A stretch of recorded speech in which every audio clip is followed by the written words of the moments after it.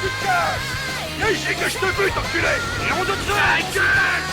Une mine! Viens ici, sale enculé! Salaud! Vous vous souvenez de quelque chose, un petit détail?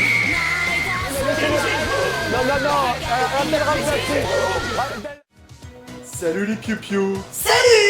À l'occasion de la sortie du film Avengers Endgame, cette semaine j'ai envie d'évoquer la saga des Vengeurs dans ce mag coloré et chatoyant. Ah non, ça va être chiant. Comment ça? Bah ouais, c'est pas une bonne idée, c'est comme les 35 heures. C'est pas chiant. Si tu veux un truc chiant, c'est par exemple si je te montre mes photos inutiles et cheloues prises l'année dernière, comme par exemple celle-ci où je suis dans un champ de colza, celle-là devant le Lidl de Ponton-Combo, moi à 150 mètres d'un rond-point, Non, mais c'est ou là bon. en train de réparer un barbecue, ou D'accord, là d'accord. encore je suis dans Non, mais Paris c'est bon, Hilton, c'est bon, là. même devant un pylône électrique, Ouais, non, ou non, encore ça là peut- là, tu devant peux vraiment l'agence arrêter, là, ça MMA, fait chier ou tout le devant monde, ce hein. beau lierre Non. multivégétal, ou même la fois où j'ai rencontré Ok, le grand ok, Stulu. on va parler des Vengeurs alors, hein. Envoyez le bousin. Si tu fais pas la chanson de la semaine, on va se faire crucifier, gros.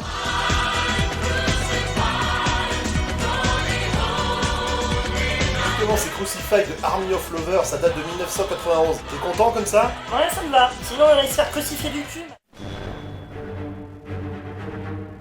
Toujours avec cette contenance contenue qui stupéfie mes contemporains, je m'en vais vous présenter avec rigueur ma lecture de la semaine. C'est l'intégrale Panini consacrée aux Vengeurs datant de 1963 à 64. En un mot commençant, il s'agit des 11 premiers épisodes des Vengeurs. Oh, d'accord.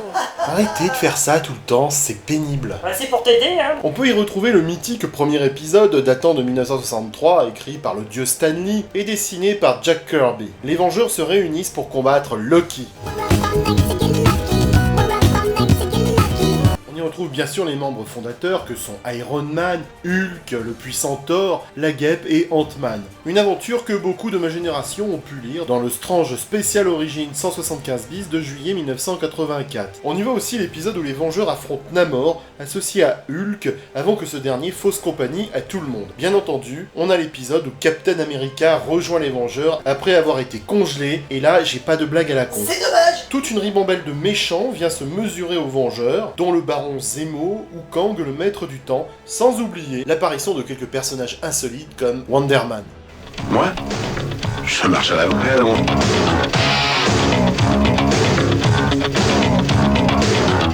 Les Vengeurs constituent un pilier du monde Marvel, avec un grand nombre d'apparitions de personnages incontournables comme Loki, Zemo, Ultron, Kang, les Maîtres du Mal. Et pourtant les éditions Lug ont eu du mal à nous publier leurs aventures. Et c'est plutôt du côté de chez Haredi qu'il fallait se tourner pour avoir un espoir de lire leurs palpitantes aventures. Enfin, je dis l'espoir car les publications de leurs aventures est aussi anarchique que désespérante à suivre. Les éditions de Tourcoing ont un sens très particulier de la diffusion des épisodes des Vengeurs, puisque leurs aventures ont été publiées n'importe comment, dans plusieurs collection et de façon assez peu chronologique. C'est dommage de bousiller une aussi belle saga, car les Vengeurs, c'est quand même la classe quand on voit les membres qui la composent. Les mecs comme les nanas d'ailleurs. Ah bah on te voit arriver, gros, hein. Tu vas essayer de nous placer ta Natasha Romanoff à la con, hein. Tu devrais pas me parler comme ça.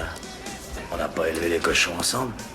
Toi, tu suçais encore ton pouce quand ton frère a commencé à sucer autre chose. Hey. T'es pas encore assez grand pour me parler comme ça. Si mon frangin était là, tu ramènerais moins ta grande gueule. Bah ouais, mais il est pas là. Et tu sais pourquoi il est pas là? Pourquoi? Parce que c'est un fils de pute et un trou du cul. Chers amis, j'ai le regret de vous dire que le bon goût et l'intelligence viennent de mourir.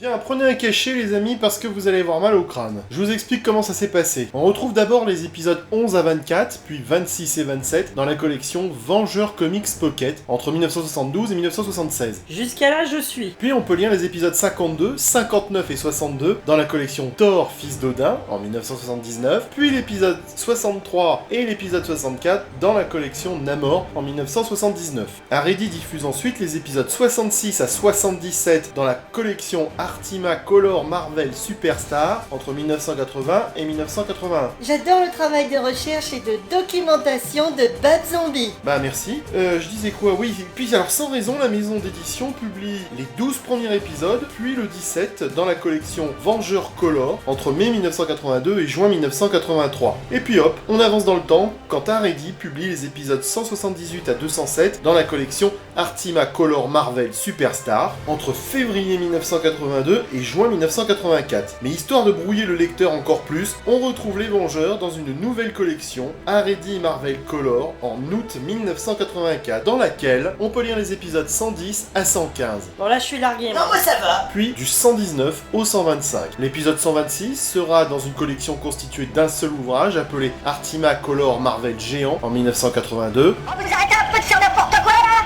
Vous faites exprès ou quoi? Mais pour lire ensuite les épisodes 130 à 138, il faut revenir à la collection Haredi Marvel Color. Un beau bordel. Enfin, Haredi finit de nous achever en publiant en octobre 1985 et février 1988 les épisodes 139 à 177 dans une nouvelle collection appelée Vengeurs Haredi Marvel.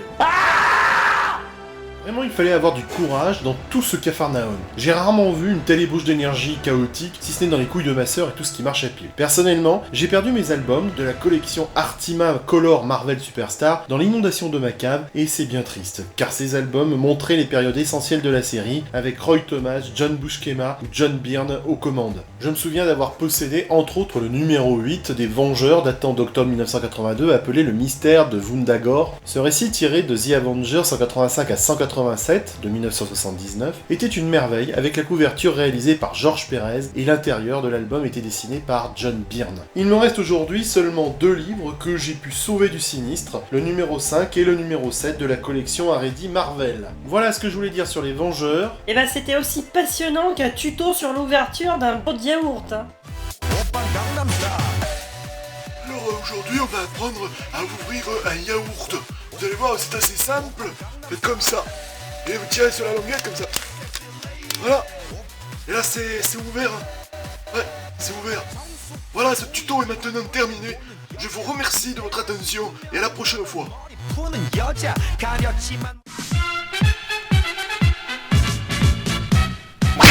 Si nos chères éditions Lug n'ont pas été très généreuses en publication des aventures des Vengeurs, elles nous ont quand même offert quelques magnifiques cadeaux à l'image de ce 10e album de l'araignée publié en juillet 1980. Ah ouais, c'est du lourd ça. Ce sont 64 pages de bonheur regroupant un épisode d'Amazing Spider-Man annual numéro 3 de 1966 intitulé To Become an Avenger, T'as l'accent.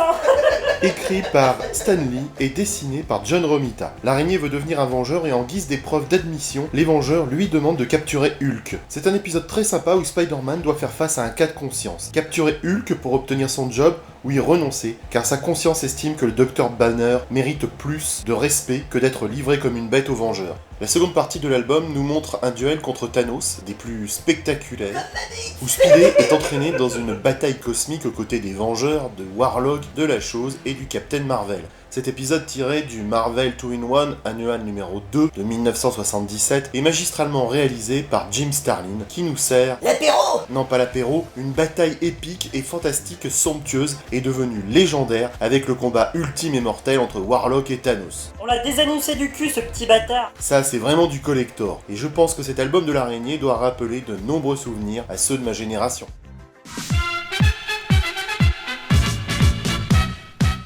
Et pour finir, regardons ces petites figurines des Avengers que je vous ai ramenées avec, bien évidemment pour commencer, le premier des Vengeurs, j'ai nommé Captain Milky Way dont la niaiserie n'est plus à démontrer. C'est également le bel Iron Man dans son armure rutilante qui fait fondre toutes les ménagères, la Veuve Noire dont l'existence même est un appel à la pratique du sexe, Le sexe c'est bon, mais quand on pense qu'on pisse avec, c'est autre chose. et voici pour point jaune, avec je ne sais pas si vous le voyez, la guêpe sur son épaule dont une malheureuse manipulation a bousillé l'une de ses ailes. C'est dommage, hein. La panthère noire dans son beau costume de vibranium, et puis là, j'en ai une plus grosse de figurine. Ah, d'accord. Sans oublier la sorcière rouge et la vision qui malheureusement est floue sur cette image parce que j'ai un matos de merde pour filmer. T'as qu'à avoir une chaîne Tipeee. Bref, mais quand même qui pète leur race. Et enfin, le puissant Thor dont la peinture s'écaille de jour en jour. C'est pour ça que ce que vous voyez sur son bras, c'est pas un tatouage à la con, mais une perte de peinture.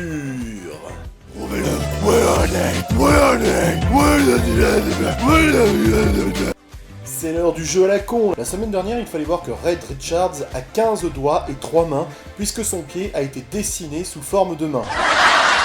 Et on enchaîne avec un gros bug tiré du X-Men numéro 17, publié dans le Strange 17.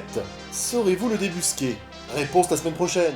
Voilà, cette émission est maintenant terminée. Comme chaque semaine, je vous remercie énormément de me soutenir et de supporter mes vieilles frasques d'ados attardés. Ah bon, on est là pour rigoler quand même, hein, faut pas abuser. Hein. J'espère que l'émission vous aura amusé. On se retrouve la semaine prochaine. Salut les geeks. Salut. Quelqu'un veut un yaourt?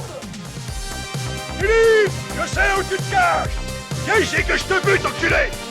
Ta gueule. Viens ici, sale enculé. Salaud. Non mais ils ne sont pas crédibles sur cette chaîne. Ils ont mis un H à yaourt, tu te rends compte? Je supporte pas les gens nuls en français. Et crois-moi, je ne fais pas de ristourne aux handicapés de l'orthographe. Dommage, ta bourgeoise en fait.